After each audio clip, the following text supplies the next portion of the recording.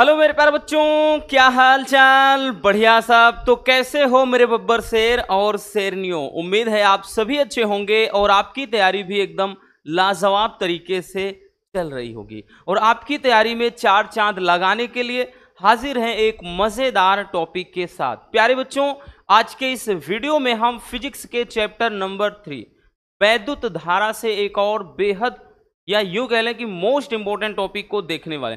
बहुत सारे बच्चे बोलते हैं सर आप मोस्ट इंपॉर्टेंट ज़्यादा बताते हैं। अरे भैया, ये टॉपिक ही ऐसा है बच्चों। आप प्रीवियस ईयर के पेपर को उठाकर देखो ना, अगर 5 से 7 सेट बने हैं तो 2 सेट में, कभी 3 सेट में, कभी 4 सेट में, इतना ज़्यादा इंपॉर्टेंट है। वो भी बच्चों इस टॉपिक के बारे में अगर हम बात करें भैया, तो ये टॉपिक आपके बोर्ड एग्जाम में 5 नंबर में पूछा जाता है। ये टॉपिक है ही इतने ज़्यादा इंपॉर्टेंट। आज हम देखेंगे व्हीट स्टोन सेतु, इसके पूरे सिद्धांत को या इसकी रचना को, और साथ में इसके लिए सूत्र प्राप्त करेंगे। तो आज की ये वीडियो काफ़ी ज़्यादा इंटरेस्टिंग रहने वाली है। अब व्हीट स्टोन सेतु की भी अगर हम बात कर लें, ये पूरा का पूरा आधारित होता है बच्चों किरचॉफ के द्वितीय नियम पर। तो इसके पहले अगर आपने किरचॉफ का नियम नहीं देखा भैया, कल की जो वीडियो है पहले उसको देख लेना, तभी जाकर के ये वाला टॉपिक अच्छे से समझ में आ जाएगा। तो चलिए शुरू करते हैं कि भैया व्हीट स्टोन सेतु है क्या। देखिए बच्चों, अगर हम बात कर लें जो व्हीट स्टोन सेतु या व्हीट स्टोन ब्रिज, हिंदी में ही ऐसे पूछ लेता है, तो ये एक अंग्रेजी वैज्ञानिक सर चार्ल्स व्हीट स्टोन उनका नाम है। उन्होंने भैया इस व्हीट स्टोन सेतु का निर्माण किया। और इसके भैया बनाने का, यानी ये जो परिपथ है, ये व्हीट स्टोन जो ब्रिज है, बनाने का पर्पस क्या था, तो इसके मदद से किसी अज्ञात प्रतिरोध का मान ज्ञात किया जाता है। जैसा कि भैया हम वो चीज न्यूमेरिकल में देखा है, हालांकि प्रीवियस ईयर में देखा है, अब की बार नहीं तो देखेंगे। तो बच्चों यहां पे होता क्या, जैसे PQRS 4 प्रतिरोध हैं बबुआ, इसमें करेगा क्या रसगुल्लों, तो 3 प्रतिरोध का मान दे देगा, किसी एक का पूछ लेगा। यही चीज इसमें चलता है। तो इसीलिए जो sir Charles wheat stone, Charles wheat stone उनका नाम था, तो उन्होंने भैया क्या किया, इस परिपथ को यानी एक व्हीट स्टोन ब्रिज का निर्माण किया, अपने नाम पर ही इसका नाम रख दिया। और इसके मदद से हमने क्या बताया, किसी अज्ञात प्रतिरोध का मान ज्ञात किया जाता है। अब चलिए देखते हैं भैया इसकी स्ट्रक्चर क्या होती है, कैसे बनाते हैं। बेहद आसान है बच्चों। तो भैया सबसे पहले अपनी हेडिंग होगी रचना। तो रचना में अपन लिखेंगे जो स्ट्रक्चर है कैसे बनाते हैं। तो फिगर ध्यान से देखते चलिएगा, समझते चलिएगा भैया। इसमें 4 प्रतिरोध PQR तथा S, ध्यान से समझिए, PQR तथा S, इतनी सी बात समझ में आई बबुआ।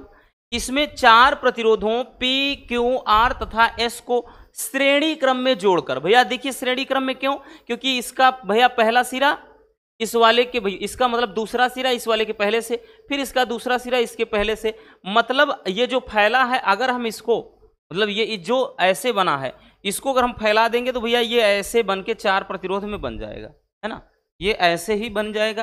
तो यहां पर वही किया है कि भैया इसमें 4 प्रतिरोधों PQR तथा S को श्रेणी क्रम में जोड़ करके एक चतुर्भुज बना देते हैं भैया। जैसा कि ये आपको दिख रहा है, ये एक 4 भुजाओं वाला चतुर्भुज बन रहा है ना, ये ABCD चतुर्भुज बन रहा है कि नहीं, एक चतुर्भुज क्या है बना देते हैं। तो यहां पर आप लिखना चाहते थे लिख भी सकते थे, एक चतुर्भुज AB मतलब ABCD बना देते हैं। ठीक है भैया। अब उसके बाद इतनी सी बात समझ में आ गई। अब आगे देखते हैं क्या है इसमें। करते क्या है भैया कि बिंदु A व C के बीच, ये A व C के बीच, अगर इसके बीच बात कर लें बबुआ, तो एक सेल E है तथा एक कुंजी K1 को जोड़ दिया जाता है। तो यही चीज लिखा है कि बिंदु A तथा C के बीच एक सेल E को एक कुंजी K1 के साथ जोड़ देते हैं। इतनी सी बात समझ में आ गई भैया कि A व C के बीच यहां देखिए जोड़ा गया। अब उसके बाद ये जो B और D है बबुआ, ये B है और नीचे D है, तो भैया इसके बीच में भी एक गैल्वेनोमीटर, बोले तो एक धारा मापी G और एक कुंजी K2 को भी जोड़ दिया जाता है। तो वही चीज आगे लिखेंगे, एवं बिंदु B तथा D के बीच एक धारा मापी G को एक कुंजी भैया K2 के साथ जोड़ देते हैं। इतनी सी बात समझ में आ गई बबुआ। अब देखिएगा, ये तो भैया संरचना हो गया इसकी बनावट, ठीक है, किस तरह से बनाते हैं, जो कि आसान है कि इसमें चार प्रतिरोधों को चार प्रतिरोधों पी क्यू आर एस को श्रेणी क्रम में जोड़कर एक चतुर्भुज A B C D A लिखना चाहते हैं तो लिख सकते हैं, A B C D A पूरा चक्रीय चतुर्भुज बना देते हैं। फिर हमने बताया भैया कि ए व सी के बीच एक सेल ई को कुंजी K1 के साथ जोड़ देते हैं, फिर B व D के बीच एक धारामापी G को कुंजी K2 के साथ जोड़ देते हैं। इतनी सी बात हो गई भैया। अब आ जाते हैं बच्चों सिद्धांत पर। सिद्धांत पर आ जाते हैं भैया। सिद्धांत में क्या लिखेंगे, यानी कैसे काम करता है, तो व्हीटस्टोन सेतु में प्रतिरोधों को इस प्रकार व्यवस्थित करते हैं या इस प्रकार जोड़ा जाता है कि परिपथ में धारा प्रवाहित करने पर, मतलब इसको ऐसा सेट करते हैं कि परिपथ में जब धारा प्रवाहित करें, यानी कुंजी K1 को दबाते हैं भैया तो इसमें धारा बहने लगती है। तो जब धारा बहेगी, धारा बहने के बाद यदि ये जो गैल्वेनोमीटर है G, जो धारामापी G है भैया, यदि इसमें कोई भी विक्षेप ना उत्पन्न हो, ठीक है, यदि इसमें कोई धारामापी में कोई विक्षेप उत्पन्न ना हो तो इसे संतुलन की अवस्था बताते हैं। यानी तब माना जाता है कि ये जो व्हीटस्टोन ब्रिज है, व्हीटस्टोन सेतु है, एकदम संतुलित अवस्था में है। यानी जो गैल्वेनोमीटर होता है ना भैया, ये इस तरह से होता है। इसमें इंडिकेटर आपने देखा होगा, ये ऐसे हो सकता है, ऐसे हो सकता है, ठीक है भैया, या फिर ऐसे हो सकता है। तो यदि ये ऐसे एकदम से सीधा से पड़ा हो, कोई विक्षेप ना हो, ना तो इधर ना तो इधर, भाई जो आपने देखा होगा एम्पियर होता है ना, स्टेबलाइजर वगैरह में लगाया जाता है, स्टार्टर वगैरह में लगा होता है, तो उसमें जो भैया गैल्वेनोमीटर होता है वो बताता है कि कितना एम्पियर है। तो जो सुई होता है इधर उधर घूमती रहती है, वही है गैल्वेनोमीटर।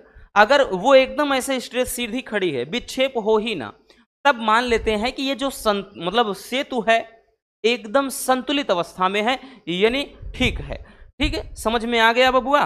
तो चलिए अब इस संतुलन की अवस्था के लिए भैया जो फार्मूला हो जाता है वो हो जाता है P/Q बराबर R/S। P/Q बराबर भैया R/S। और यही चीज आज हम प्राप्त करेंगे कि कैसे ये चीज आता है। चलिए देखते हैं। अब यहां पे बच्चों फिगर में अगर आप नोटिस करें तो आपको दो बंद पास दिखाई पड़ रहे हैं, जिस तरह से हमने किरचॉफ के द्वितीय नियम में देखा। भैया बंद पास यहां पर एक ये है, एक ये है, यानी एक तो ABDA, यानी एक भैया ऐसे दिख रहा है बबुआ, ऐसे दिख रहा है नहीं, ये A है, B है, ये D है, फिर आकर के ABDA। एक बंद पास इधर बन गया है और एक अगर देखें बच्चों तो यहां पर भैया ये B है ही, ये D है और इधर भी C है, तो एक BCDB भी बना है। तो दो बंद पास बन रहे हैं ना, एक इधर और एक इधर। और एक में बच्चों ये धारा इस तरफ से जा रही है भैया I1, और यहां पे धारा ये ऐसे आकर के, और यहां पे धारा ये फिर से बच्चों इसी दिशा में ऐसे जाकर के ये उल्टा चल रही है। और एक में धारा यहां पर अगर देखें तो यहां पे ये धारा इस तरफ आ रही है, और यहां पे धारा फिर ये I2 इस तरफ, और इधर की धारा ऐसे, तो इधर भी ऐसे तो आ रही है मतलब, लेकिन फिर से ये उल्टा इधर चल रही है। तो दो बंद पास बन गए। इसीलिए हमने बताया ना कि बढ़िया से फिगर समझना है भैया किरचॉफ के नियम वाली वीडियो में।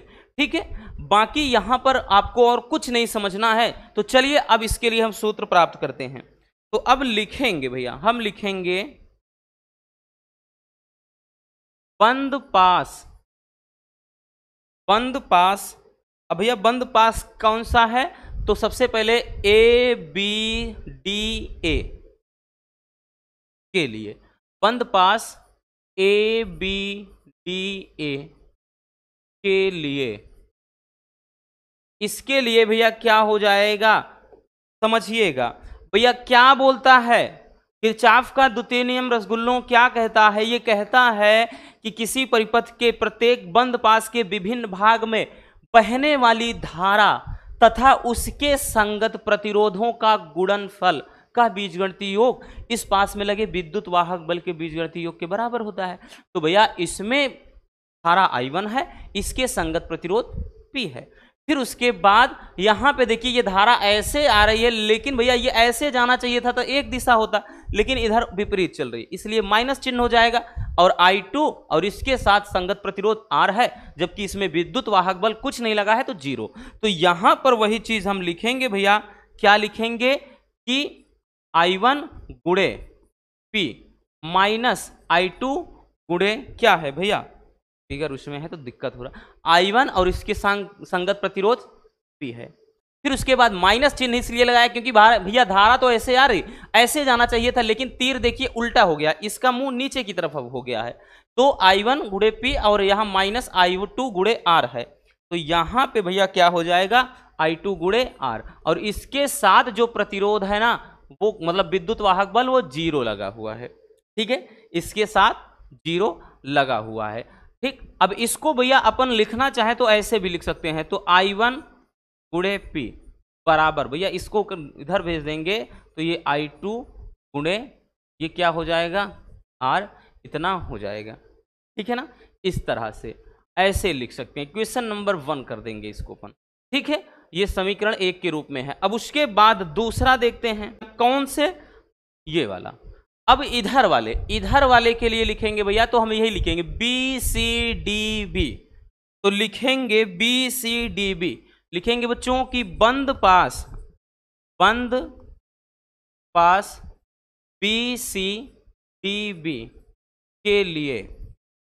ठीक है ना, बंद पास BCDB के लिए, याद रखना BCDB के लिए, मतलब ये इतना वाला। अब इसमें भी भैया ध्यान से समझिएगा, धारा क्या है I1 है, गुणे इसके संगत प्रतिरोध क्या है Q है। फिर उसके बाद माइनस लगाएंगे क्योंकि ये धारा ऐसी है, तो भैया इसको ऐसा आना चाहिए था तो हम प्लस लगा देते हैं। ये धारा विपरीत बह रही है इधर की तरफ तो माइनस, इसीलिए चिन्ह में लगता है। और इसके साथ भैया प्रतिरोध I2 है, और सॉरी धारा I2 है, प्रतिरोध क्या है S है। तो यहां पर भी सेम उसी तरीके का चलेगा बच्चों, ये हो जाएगा क्या चीज, तो I1 गुणे क्या चल जाएगा भैया क्यों, यहां पे ध्यान देना, I1 है गुणे Q, उसके बाद I2 इसके साथ S है, तो यहां पर लिखेंगे भैया माइनस I2 और गुणे का S बराबर, इसके साथ विद्युत वाहक बल कुछ नहीं लगा है तो 0 मानेंगे। इसको भी अपन लिख सकते हैं I1 गुणे Q बराबर करके ये उधर जाएगा I2 गुणे S। ठीक है, अब इसको इक्वेशन नंबर, अब हम लिख सकते हैं कि समीकरण 1/2, भैया 1 में 2 का भाग लगा देते हैं, तो लिखेंगे कि समीकरण 1/, तो भैया 1 में 2 का भाग लगा देंगे। समीकरण 1 ये है बच्चों, है क्या चीज, I1 गुणे ये P है, बराबर बच्चों इधर क्या है भैया, इधर है, समझिए इधर है क्या चीज I2 गुणे R है। अब भाग लगाना है, ध्यान से समझिए, ये वाला भैया समीकरण 1 है, ये 2 है, तो इसके भाग इधर वाला भैया इसके बटे में चला जाएगा। ठीक है, और बराबर करके इधर वाला जो है भैया I2 इंटू R के बटे I2 इंटू S हो जाएगा, S हो जाएगा। देखिए अगर कुछ कटने वाली चीजें हैं तो काट दीजिए, बिल्कुल है भैया, I1 से I1, I2 से I2 कट गया, तो बचा क्या, ये बच गया P अपान Q बराबर, इधर क्या बच गया भैया R अपान S, और यही क्या हो जाएगा भैया व्हीटस्टोन सेतु के लिए प्रतिरोधों के बीच का संबंध है। ठीक है, आगे लिख भी सकते हैं कि यह संतुलन की अवस्था, ठीक है, संतुलन की अवस्था में भैया P अपान Q बराबर R अपान S हो जाता है। ठीक है, आसान है बबुआ, बहुत ज़्यादा डिफिकल्ट नहीं है ये चीज़, आप बस इतना याद रखना कि ये हमने कहाँ से किया, तो ये किरचॉफ के द्वितीय नियम से, इसीलिए बोल रहे हैं कि पहले किरचॉफ का नियम देख लेना। चलिए स्क्रीनशॉट कर लीजिए भैया, कर लीजिए, हो गया ना, आगे चलते हैं। उसके बाद इतना ये कर लीजिए,